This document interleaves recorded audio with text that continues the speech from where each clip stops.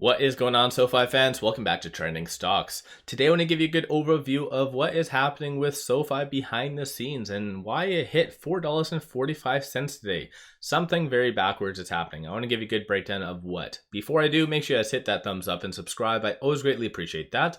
And with that, let's get right to it. So currently it is rebounding quite a lot, but still down 5.78%, had a low of $4.45. All because of a good old analyst downgrading from Wedbush out of any of them. So they gave a $2.50 target, and as you can see, it's kind of hilarious to think about. But for instance, David, whatever his last name is from Wedbush, only has a 39% success rating. This is just like, what is happening?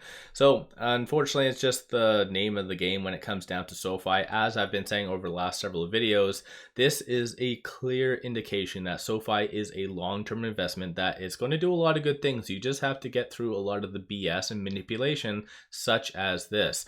In addition to that though, speaking on manipulation, I'll go over shorts. So over the last little bit, shorts have really been getting back into SoFi, unfortunately. So short score is currently 74, utilization is 94.78%. And as far as what shorts are doing currently today, they're increasing 696.41 thousand, 13.81% of the free floats being shorted.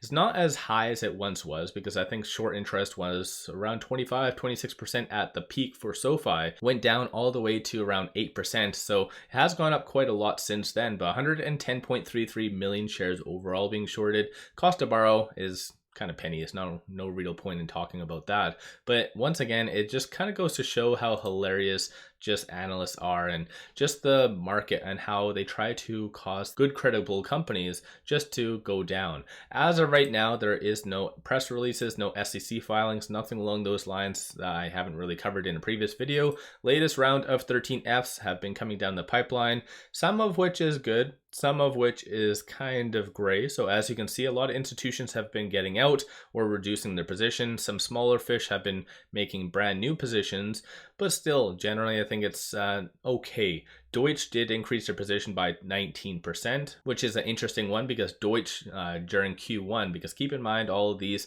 13Fs did occur during Q1, so as of March 31st, 2023. But Deutsche was kind of bearish on the broader market. Goldman Sachs also increased their position in SoFi by 660%.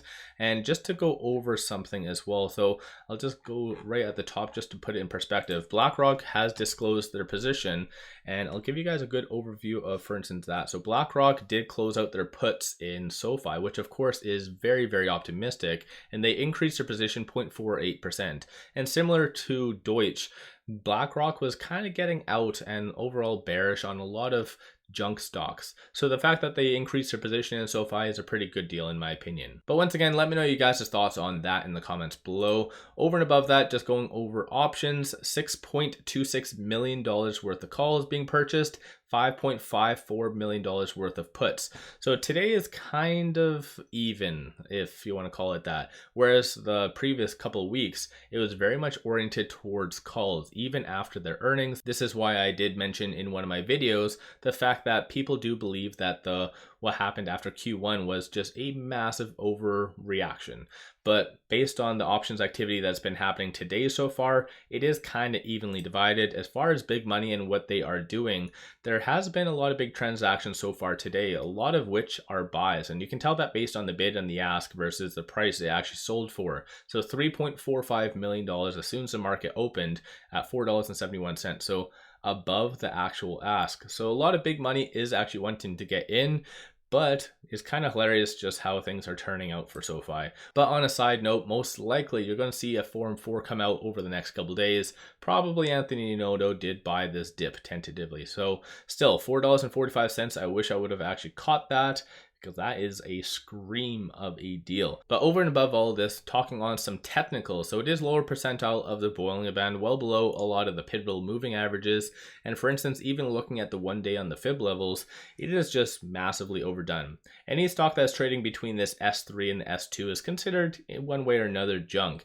And we are currently at 476, so well below that. So you kind of have to even make this a 1 day or a 1 week chart looking here, viewpoint. So 3 877 to 844, as vague as that is, but it just, SoFi is kind of breaking down on the technicals at least. So it's kind of a lot of different moving parts when it comes to SoFi, plus the whole debt ceiling as well. That's not necessarily helping anyone right now. Neither is downgrades from even Wedbush, which does not make sense whatsoever.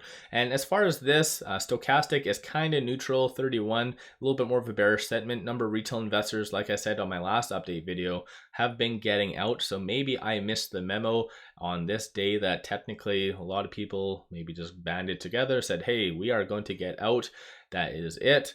Maybe, I'm not really sure. I didn't get the memo, like I said, but generally I think this whole downgrade from Wedbush just does not make sense. And once again, the fact that it's only a 39% success rating from that analyst just is boggling, mind boggling. But once again, let me know you guys' thoughts on all this in the comments below. Do you still believe in SoFi, or do you think that tougher times are coming? So I'm very interested to hear you guys' viewpoint on that. What do you guys think about, for instance, also shorts getting back in?